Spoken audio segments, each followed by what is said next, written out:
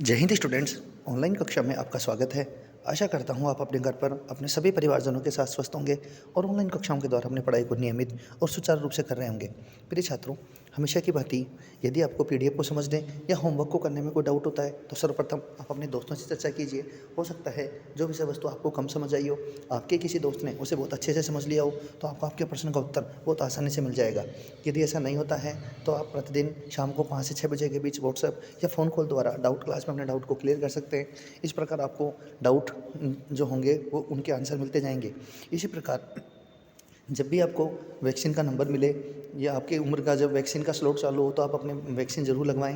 अपने माता पिता को भी अगर वैक्सीन का टाइम हो चुका है तो उन्हें भी अवगत कराएं, ताकि हम जल्द से जल्द इस महामारी से निपटकर पुनः हमारी दैनिक जीवन जो दिनचर्या है उसे वापस पटरी पर ला सकें। वर्तमान में जो परिस्थितियां हैं, आपके और हमारे बीच केवल ऑनलाइन माध्यम ही एक ऐसा बंधन मचा है जिसके द्वारा हम अपनी बात आप लोगों तक पहुंचा सकते हैं। इसके अलावा यदि मेरे द्वारा आपको कोई प्रश्न पूछा जाता है तो आप लोग ये ना समझें कि हम लोग अभी दूर हैं तो हमारे सर पर जो प्रश्न का उत्तर है वो नहीं सुन सकते। बेशक हम दूर हैं, परंतु प्रश्न का उत्तर आप ज़रूर दें, जिससे आप चीज़ों को याद कर पाएंगे। पिछली कक्षा में हम ऑफलाइन क्लास जब स्कूल में लगी तब हमने कक्षा 8 का यानी कि आपकी कक्षा का ही पाठ 15 शुरू किया। आज उसकी आगे से जो हेडिंग है वो लेकर आया हूँ। ऑनलाइन क्लास में हम उसके आगे की हेडिंग पढ़ेंगे। उस हेडिंग का नाम है भूकंप। ठीक है, ये हमने शुरू कर दी थी परंतु इसे पूर्ण नहीं कर पाए थे, तो आज की हम बात करते हैं भूकंप का क्या कारण है। तो देखिए, अनुमान देखिए पूर्व के। मेरी दादी ने मुझे बताया था कि पृथ्वी किसी सांड के एक सींग पर टिकी है तथा जब सांड एक सींग से इसे दूसरे सींग पर ले जाता है, यानी कि आपको पता है सांड के ऐसे 2 सींग हैं, ये एक पर टिकी हुई माना गया। पौराणिक कथाओं के अनुसार, दंत कथाओं के अनुसार ये माना गया कि पृथ्वी जो है टिकी हुई एक सींग पर है, उसे जब दूसरी सींग पर ले जाया जाता है तो भूकंप आता है। तो क्लास में हमने ये बात कर ली थी, तो क्या ये बात सही है? अंकित बताइए, विकास आप बताइए। बिल्कुल सही नहीं है ना, मनगढ़ंत कहानियाँ हैं। तो देखिए, प्राचीन काल में लोग भूकंप आने का सही कारण नहीं जानते थे, अतः उनकी धारणा मनगढ़ंत कथाओं जैसी कि बूझों की दादी ने बताया था ऐसी कथाओं पर निर्भर करती थी। संसार के अलग अलग हिस्सों में ऐसे अनेक कथाएं विचलित हैं। तो देखिए आगे, अब पहली उसका सही जवाब सोचने में है कि पृथ्वी के अंदर भूकंपन के क्या कारण हो सकते हैं। तो देखिए, अब हम जानते हैं कि पृथ्वी के भीतर की सबसे ऊपरी सतह में गहराई की गड़बड़ के कारण भूस्पंद आते हैं। पृथ्वी की इस परत को भूपर्पटी कहते हैं। यहाँ से एक प्रश्न भी बन जाता है कि भूपर्पटी किसे कहते हैं, तब आप लिख सकते हैं कि पृथ्वी की सबसे ऊपरी परत भूपर्पटी कहलाती है। देखिए, एक पृथ्वी की संरचना का चित्र है, इसे आप जो हम लिखते हैं मुख्य प्रश्न उसमें बना लीजिए। प्रश्न लिखिए, पृथ्वी की संरचना का नामांकित चित्र बनाइए। तो ये 3D डायग्राम है, एक गोला यहाँ है, एक गोला यहाँ है और एक ये बाहर आउटर गोला है। इस प्रकार आप ये चित्र बना लें। देखिए आगे, पृथ्वी की यह परत एक खंड में नहीं है, ये टुकड़ों में विभाजित है। इस प्रत्येक टुकड़े को एक प्लेट कहते हैं। और हमने कक्षा में बात की थी, पूरी दुनिया में अर्थात जो पृथ्वी है उसमें 29 प्लेटें हैं। ये प्लेट निरंतर गति करती रहती हैं और जब एक दूसरे से रगड़ खाती हैं या टक्कर करती हैं तो एक दूसरे के नीचे चली जाती हैं। चित्र 15.11 में ऐसा दिखाया गया है। देखिए, अगर ये प्लेटें आपस में टकराती हैं, ये इधर गति कर रही है और ये इधर गति कर रही है, टकराते हैं तो ऊपर उभार हो जाते हैं, जबकि एक दूसरे के विपरीत दिशा में रगड़ती हुई चलती हैं तो अलग क्षेत्र बनते हैं। तो देखिए, अब बूझो फिर एक प्रश्न लेकर आया है हमारे सामने। क्या प्रश्न है, सानवी देखे सोचिए। देखिए, यदि वैज्ञानिक भूकंप के बारे में इतना ज़्यादा जानते हैं तो क्या वे आने वाले भूकंप के बारे में, समय के बारे में भविष्यवाणी कर सकते हैं क्या? बताओ, भविष्यवाणी की जा सकती है क्या? नहीं की जा सकती। देखिए, यद्यपि हम भूकंप आने के कारण निश्चित रूप से जानने लगे हैं, परंतु ये अभी तक संभव नहीं हो सका कि आने वाले भूकंप के बारे में हम बिल्कुल निश्चित स्थान और समय बता सकें कि यहाँ पर फलां जगह इतनी तारीख को भूकंप आएगा। ऐसा नहीं किया जा सकता। तो देखिए, पहली क्या कह रही है? पहली कहती है कि मैंने पढ़ा था कि भूमिगत विस्फोटों से भी, कलर चेंज करता हूँ आपके लिए, फेवरेट कलर, भूमिगत स्पंदों से भी, भूमिगत विस्फोटों से भी भूस्पंद उत्पन्न होते हैं।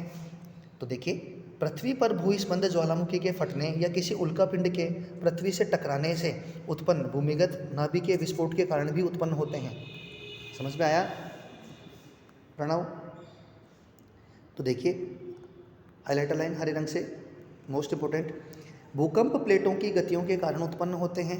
अतः जहाँ प्लेटों की सीमाएं दुर्बल क्षेत्र में होती हैं वहाँ भूकंप आने की संभावनाएं अधिक होती हैं।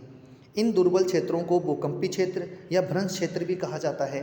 तो अगला आप मुख्य प्रश्न लिख लें, भ्रंश क्षेत्र या भूकंपी क्षेत्र किसे कहते हैं? भ्रंश क्षेत्र या भूकंपी क्षेत्र किसे कहते हैं? इस प्रश्न का उत्तर आप यहाँ से और यहाँ से यहाँ तक लिख लें। ठीक है, आगे देखिए, पेंसिल लेकर बैठें। जब आप खुद के नोट्स बनाते हैं तो आपको हर चीज़ में कोई डाउट नहीं रहता, किसी प्रकार का आपको डाउट नहीं रहेगा। दुनिया में सबसे अच्छे नोट्स स्वलिखित नोट्स होते हैं जो आप स्वयं निर्मित करते हैं, हस्त निर्मित होते हैं। देखिए अगला प्रश्न कैसे बनेगा। भारत के अति भूकंप आशंकित क्षेत्र में क्षेत्र कश्मीर, पश्चिमी तथा केंद्रीय हिमालय, समस्त उत्तर पूर्व, कच्छ का रण, राजस्थान और सिंध गंगा के मैदान हैं। दक्षिण भारत के कुछ हिस्से भी खतरे के क्षेत्र में आते हैं। तो आप प्रश्न लिख लें, भारत के भूकंप के आधार पर क्षेत्रों का बंटवारा लिखिए। तो आप यहाँ से लेकर ये लाइनें इसका उत्तर होंगी। देखिए नक्शा में बता रखा है। किसी भूकंप की तीव्रता को किस में नापा जाता है? देखिए, किसी भूकंप की शक्ति के परिमाण को रिक्टर पैमाने पर व्यक्त किया जाता है।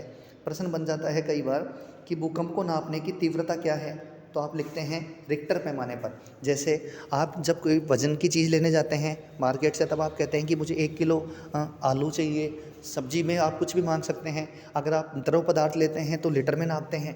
ऐसे ही बुखार को आप सेल्सियस या फ़ारेनहाइट में नापते हैं। तो इसी प्रकार जो भूकंप है उसका पैमाना क्या है दोस्तों? रिक्टर पैमाना। तो देखिए, अधिक विनाशकारी भूकंपों का रिक्टर पैमाने पर परिमाण 7 से अधिक होता है। भुज जो कच्छ में था, हमने बात की थी ऑफलाइन क्लास में, 26 जनवरी 2001 को हमारे राष्ट्रीय पर्व के दिन गुजरात के कच्छ भुज इलाके में और कश्मीर में आए दोनों भूकंपों का परिमाण 7 से अधिक था। ठीक है, आगे देखिए। अब हम बात करेंगे कि भूकंप को किस विधि के द्वारा मापा जाता है। ध्यान से समझें। पिंक कलर से हाइलाइटेड लाइन है इसलिए मैं कलर चेंज करता हूँ। भूस्पंद पृथ्वी की सतह पर तरंगे उत्पन्न करते हैं। इन तरंगों को भूकंपी तरंगे कहते हैं। अगला प्रश्न लिख सकते हैं आप यहाँ, भूकंपी तरंगे किसे कहते हैं? उसका उत्तर आ गया है। इन तरंगों को भूकंप लेखी नामक उपकरण द्वारा रिकॉर्ड किया जाता है। यानी कि जिस उपकरण के द्वारा, एक प्रश्न ये भी बनेगा, भूकंप को किस उपकरण के द्वारा मापा जाता है? तब आप लिखेंगे भूकंप लेखी। भूकंप लेखी, अंग्रेजी में इसे कहते हैं सिस्मोग्राफ। क्या कहते हैं? सिस्मोग्राफ। ये वो उपकरण है जिसके द्वारा क्या किया जाता है? भूकंप को मापा जाता है। देखिए ये उपकरण कैसे काम करता है। तो अगला प्रश्न आप लिखेंगे, भूकंप लेखी उपकरण को समझाइए। तो उस प्रश्न का उत्तर यहाँ से बनेगा। देखिए ध्यान से, यह उपकरण मात्र एक कंपायमान छड़ या एक लोलक होता है जो भूकंप आने पर दोलन करने लगता है। इसके कंपायमान तंत्र के साथ एक पेन जुड़ा होता है। देखिए ये रहा। ठीक है, यह पेन इसके नीचे गति करने वाले कागज़ की पट्टी पर भूकंपी तरंगों को रिकॉर्ड करता रहता है। ये जो रोलर है ये इस प्रकार चक्कर काटता रहता है और जब ये हिलने लगता है पेन, ये बिल्कुल फ्री लटका हुआ पेन है, एक लोलक के सहारे, वजन के सहारे ये फ्री लटका हुआ पेन है। जैसे ही ये रोलर अपनी जगह से इधर या उधर गति करने लगता है, इसके ऊपर, इन लाइनों के ऊपर इस प्रकार मेरी अंगुली के निशान के अनुसार रिक्टर पैमाने पर इनकी गति नोट की जाती है। तो देखिए यहाँ से आप इस प्रश्न का उत्तर लिखेंगे। इन तरंगों का अध्ययन करके हम संपूर्ण भारत का मानचित्र बना सकते हैं। और ये जो चित्र है, ये चित्र आपको निर्मित करना है। इसका प्रश्न होगा, भूकंप लेखी या सिस्मोग्राफ को समझाइए। आगे देखिए। अब हम बात करेंगे भूकंप से बचाव किस प्रकार कर सकते हैं हमने जब भूकंप के बारे में इतना अधिक पढ़ा तो हम ये भी देखेंगे कि भूकंप से बचाव किस प्रकार किया जा सकता है। तो देखिए, उपरोक्त चर्चा से हमने सीखा कि भूकंपों की भविष्यवाणी नहीं की जा सकती ना, कि हम बिल्कुल एग्जैक्ट इतना बता दें कि फलां दिन या इस दिन वहाँ भूकंप आएगा। ऐसी इतनी निश्चित भविष्यवाणी, सटीक भविष्यवाणी नहीं की जा सकती। हमने यह भी देखा कि भूकंप अत्यधिक विनाशकारी हो सकते हैं। अतः यह आवश्यक है कि हम हर समय अपने बचाव के लिए आवश्यक सावधानियाँ बरतें। भूकंपी क्षेत्रों जहाँ पर भूकंप आने की संभावना अधिक रहती है, वहाँ रहने वाले लोगों का सामना करने के लिए हमेशा उन्हें विशेष रूप से तैयार होना पड़ता है। सर्वप्रथम इन क्षेत्रों के भवनों का डिजाइन ऐसा हो कि वे बड़े भूकंपों को, झटकों को सह सकें। आधुनिक भवन प्रौद्योगिकी इसे और संभव बनाती है। यानी कि वर्तमान में जो विधियां हैं भूकंप से निपटने के लिए, बहुत पर्याप्त हैं। तो देखिए हमारे मकान में क्या क्या बदलाव होने चाहिए।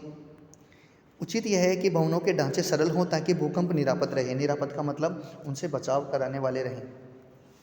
देखिए किसी योग्य आर्किटेक्ट की एवं संरचना इंजीनियर से परामर्श करके बनाई जाए, मन से नहीं बनाई जाए। कुछ पैसे हमारे मकान के खर्चे में और बढ़ाए जाएँ जिससे हम इंजीनियर या आर्किटेक्ट की राय लेकर उस भवन को भूकंप रोधी बना सकें। देखिए अगला पॉइंट, अत्यधिक भूकंपी क्षेत्रों में भवन निर्माण में भारी पदार्थों की अपेक्षा मिट्टी या इमारती लकड़ी का उपयोग अधिक अच्छा होता है। यदि ढांचा गिरे तो ज़्यादा नुकसान नहीं हो।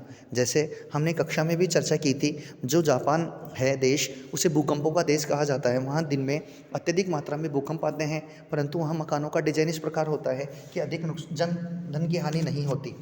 अलमारियों आदि को दीवारों के साथ जड़ना अधिक अच्छा होता है, फिक्स होनी चाहिए जिससे कि आज ना गिरें। अगला बिंदु देखिए, दीवार घड़ी, फोटो फ्रेम, गीजर आदि को दीवार में लटकाते समय सावधानी रखिए ताकि भूकंप आने पर यह लोगों के ऊपर ना गिर जाए। अगला देखिए बिंदु, चूंकि कुछ भवनों में भूकंप के कारण आग भी लग जाती है, अतः आवश्यक है कि सभी भवनों विशेषकर ऊंची इमारतों में अग्निशमन के सभी उपकरण हमेशा चालू हालत में होने चाहिए। आग बुझाने का उपकरण होना चाहिए, होस पाइप होना चाहिए, पानी की उचित व्यवस्था हो, दमकल के चारों तरफ घूमने के लिए बैकलॉग या सेट पैक छोड़ा हुआ हो जिससे हम परिस्थितियों के अनुसार जो दमकल की गाड़ी है आवश्यकता अनुसार इधर उधर प्रवेश कर सके। आगे देखिए, यहाँ से एक नया प्रश्न बनेगा, केंद्रीय भवन अनुसंधान संस्थान रुड़की, यानी कि एक जीके का प्रश्न बन जाएगा कि केंद्रीय भवन अनुसंधान संस्थान कहाँ स्थित है। बताइए रोहित, कहाँ स्थित है? रुड़की में, बिल्कुल सही है।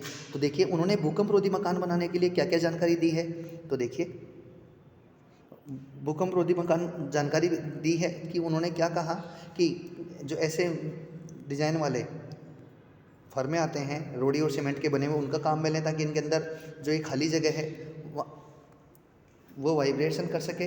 तो देखिए इन्होंने क्या बताया कि यदि आप घर में हो तो अपना बचाव कैसे करें। देखिए पहला बिंदु, यदि आप घर में हैं तो प्रश्न भी बनेगा, भूकंप से बचाव की स्थितियां लिखिए। नंबर 1, यदि आप घर में हैं तो इस प्रश्न का उत्तर ये रहेगा। और प्रश्न इसी का सेकंड पार्ट, यदि आप घर से बाहर हैं तो उसका उत्तर आगे आएगा। किसी मेज़ के नीचे आश्रय ले लें ताकि झटकों के रुकने तक आप वहीं रहें। कोई मजबूत टेबल या जो मेज़ होगी उसके नीचे बैठ जाएं ताकि दीवार या छत के गिरने पर उसके मलबे से हमारी मृत्यु ना हो। ऐसी ऊंची या भारी वस्तुओं से दूर रहें जो आप पर गिर सकती हैं। इसके अलावा यदि आप बिस्तर पर हैं तो उठे नहीं और अपना जो सिर है तकिए के नीचे रखकर लेट जाएं ताकि कोई वस्तु गिर जाने पर तकिया उन्हें बचा ले। आगे चलें, यदि आप घर के बाहर हैं तो इस प्रश्न का उत्तर यहाँ से होगा, भवनों, वृक्षों और ऊपर जाती विद्युत लाइनों से दूर खुले स्थान को खोजें और धरती पर लेट जाएं। बिजली के खंभों से दूर रहें, बड़े पेड़ों से दूर रहें। यदि आप किसी कार या बस में हैं तो बाहर ना निकलें और ड्राइवर से कहें कि धीरे धीरे किसी खुले स्थान पर पहुँच जाए और भूस्पंदन के समाप्त होने से पहले बाहर ना निकले, इंतजार करें, किसी बड़ी बिल्डिंग के पास खड़े ना हों। तो इस प्रकार छात्रों, हमने पिछली 3 कक्षाओं में जो ऑफलाइन कक्षा चल रही थी वहाँ से और आज तक हमने भूकंप के बारे में जानकारी प्राप्त की, तटीय झंझावात के बारे में जानकारी प्राप्त की। आज हमने इस पाठ को समाप्त किया। तो आगे देखिए, इस पाठ के SW के प्रश्न हैं। प्रश्न संख्या 1 से 6 हम ऑफलाइन जो क्लास थी उसमें कर चुके हैं। इसके अलावा अब प्रश्न 7 से 12 आपको अभी करने हैं, ठीक है। और ये देखिए प्रश्न हमने जो चर्चा की, मुख्य प्रश्न, मान लीजिए आप घर से बाहर हैं, भूकंप के झटके लेते हैं तो बचाव के लिए क्या सावधानी बरतेंगे, हमने ये बात कर ली। इसके अलावा हमने 3-4 अभी मुख्य प्रश्न किए, जैसा एक हमने लिया भूकंप लेखी के विषय में। इसके अलावा हमने बात की भ्रष्ट क्षेत्रों के बारे में, भारत के विभिन्न क्षेत्रों के बारे में और भूकंप के क्या कारण हैं के बारे में, पृथ्वी की संरचना के विषय में। तो इस प्रकार उम्मीद करता हूँ छात्रों आपको आज की कक्षा में नई नई चीज़ें बहुत अच्छे से पसंद आई होंगी, समझ आई होंगी। मिलते हैं अगली कक्षा में, तब तक आप पढ़ते रहिए, स्वस्थ रहिए, मस्त रहिए। धन्यवाद।